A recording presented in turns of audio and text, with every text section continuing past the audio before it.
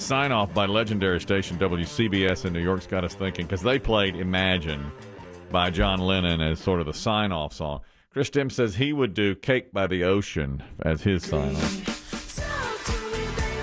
Why? Because it's a jam. I was thinking that's what he was going to say he's about to be doing. Cake by the ocean. Eating cake by the ocean. Yeah. 2 days from now, I'll be down by the ocean. Why not? Eating cake. Yeah, why not? See, the thing about it is, I was told when I was a young DJ, just a cub disc jockey, by a great man named Bill Bevins. And he was a radio legend in Richmond, Virginia. And he said, don't ever say goodbye, because people don't listen to radio on our schedules. People listen to radio on their schedules. So the party continues. Yeah. You know? Yeah, don't say, well, it's time for me to go. I hear that a lot on radio. Nobody cares. That's true. Say, hey, guess who's coming up next? And he's going to keep the party going. That's smart. With Cake by the Ocean. Oh, I like that. I would do What Was I Made For? I used to float, now I just fall But I used to That's what I want. what was I made for? What was I made for? After all these years, radio. Biggie said there'd be machine gun fire on the outside. Yeah. Bam, bam, bam, bam, bam. Open the door! What was I made for? Dragging me out. My fingernails dug into the console. Don't you dare take me out of this seat. No way. I do the bitches back. Yeah. A little classic Elton. Yeah, by Elton. That's a good idea. Okay. I like that one too. But That's up tempo. That'll grab you. That screams you too, Biggie, I think. Yeah.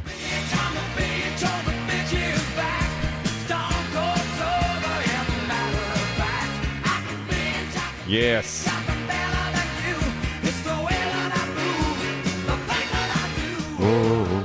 These are all good. We'll play them for you, sure. This is about radio DJs as well. There's a country music superstar named Lainey Wilson. I know she's got a lot of hits. She sings one with Jelly Roll that's a big hit. That's when I first really started hearing about her. How long has she been on the scene? A while now. She's been on for a few years now. She also dabbles in Yellowstone, one of our favorite shows. She's in Yellowstone. Oh, really? Yeah, she only in a few episodes, but she kind of dabbles in it. She's back this season, Yeah, too. she'll be back. I bet she's more in more this season. Because now she's become a really big star. Well, she was telling a story that years ago she was doing a radio interview, and before she was famous, and she was starting to get a little bit of notoriety, and the DJ said, Lainey, let's just be honest. You're not that talented. You are no good. What? Yep, that's what. Now, she said this on a podcast.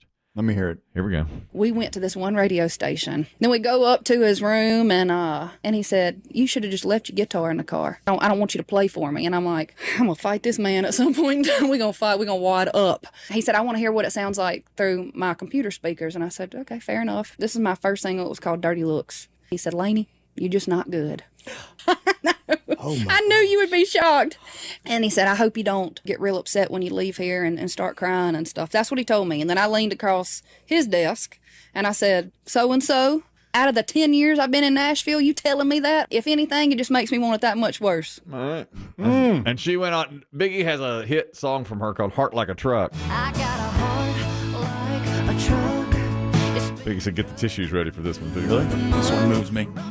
Dreams and gasoline. She has a great voice. She does have a great voice.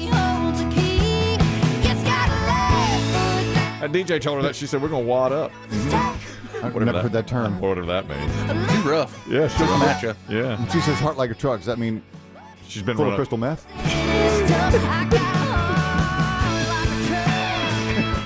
Apparently she does, yeah. Overweight? Can't pass inspection? Overweight, can't pass inspection, and full of crystal. Riding dirty. Yeah, riding dirty. Then look, clearly she has passion and clearly she has talent. I She can never do does. this. Yeah. But look, we've been in the radio business a long time, but collectively between us, maybe 100 years. That's right. Yeah, that's right. Yeah.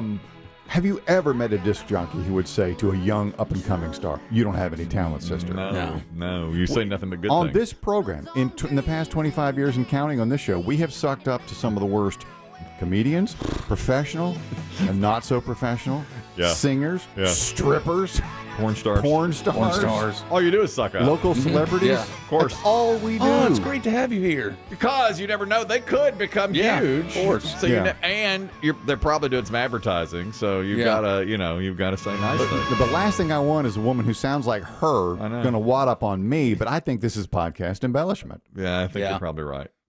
Especially where her part where she says, I said, listen, this only makes me want it more. I mean, that's very movie podcast. Probably didn't really happen. Probably knowing DJs and how we glaze everybody probably didn't happen. Now, it's interesting. What I did find interesting in the note is that he said he wanted to hear the song through his computer speakers. Yeah. Which it's an old Motown trick. Do you ever hear that story? No. When Berry Gordy was making records at Motown, early 1960s, they would test them in the car because they said this is how kids listen to the music. Smart. Yeah, okay. They wanted to hear, does it, you don't want to hear it coming through big, beautiful, full sonic speakers in the control room. You want to hear it how the kids hear it. And so they would adjust that's smart. the bass, or they'd adjust the treble or the vocals. And he wanted, he didn't want her to play for him. He wanted to hear it through the speakers. And where was she? Up in his room. First, when she started that, I was like, "Oh, he's going to hit on her." He's bringing her up to a hotel. I think it means like an office, maybe in the radio building. Yeah, it might have been. Yeah. I don't know. But when she says in his room, she didn't say in his office. She said in his room, like a hotel room. But I don't know. It sounds more skeezy when you do it that way. Of course. Oh yeah. But that's all I've heard of it. I don't think he was that harsh with her. Everything on a podcast I've learned from Chris Demm only is embellished. Yeah. That's how the Kelsey brothers just got a $100 million contract. Somebody picked the wrong week to get out of the podcasting business. I said to BB Shea a week ago, there's no future in podcasting.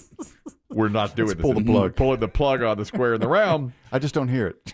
I don't hear it. It's not happening. And there's no future in podcasting. And yesterday, 72 hours later, the Kelsey bros sign a $100 million contract for a podcast, Jason and Travis Kelsey. And I've heard that podcast. It's not even that good. No, I personally think they should thank Taylor Swift for about $75 million of accurate. that money. You think? Now, accurate. And I think Jason is better than Travis. Jason has a better personality, but not as good a football player. Oh, he's good. He's very good. Very good. I mean, Travis is Travis is playing the long game. Mm-hmm. He's thinking, I got a season or two left. That's why, he's going to be hosting a game show soon. Very smart. And so he's just looking down the road. But if he wasn't dating Taylor Swift, you don't think they'd get this? Not that kind of money, because what they're banking on is the breakup or the marriage. Yep. Or the special guest appearances. Yeah.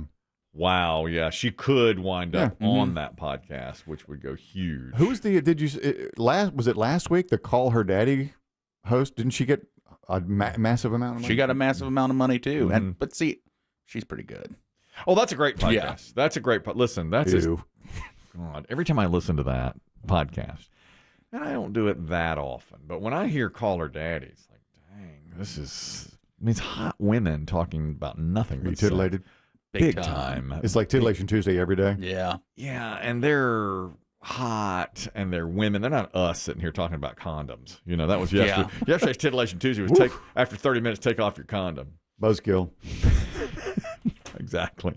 And then we did Titillation Tuesday, and I was like, apparently there are pharmacies saying after 30 minutes of sex, remove your condom and change it because it can break at that point. It's like rotating your tires. It's important because it is. Tread wear is uneven. That's right. If you're hitting that spot, it's going to wear down. We decided that no one in the history of the world has ever, after 30 minutes, gone, hold on a minute, everybody, and gotten away from your lover and taken the condom off and replaced and said, all right, let's go at it again, for safety purposes. After the program, Myrtle Beach Doug, who is a big-time P1, and we thank him for that, who emails and calls a lot, emailed us to say that in his younger days, he would break a lot of condoms because of his prowess. His stroke. His stroke rate, I guess, was higher than most. Yeah. And he and Mrs. Myrtle Beach Doug, even just when they were dating, would go at it for long periods of time. And he'd learn you got to change your condoms. So he was all over this. Keep a spare. And Chris Demm wrote back perfectly, I thought, because Myrtle Beach Doug said, save this for the next Titillation Tuesday. And Kristen said, we'll save that for Flaccid Friday. It's called boundaries.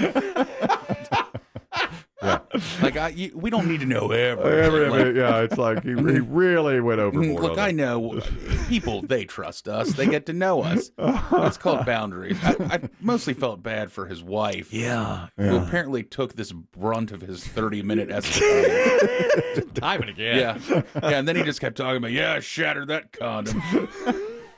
And that's why I have a daughter. Like, it just so he went really beyond anywhere we wanted to go, and that's a Flaccid Friday story, not a Titillation Tuesday story. It was way more clinical, and that condom story from yesterday should not have been on a Titillation Tuesday.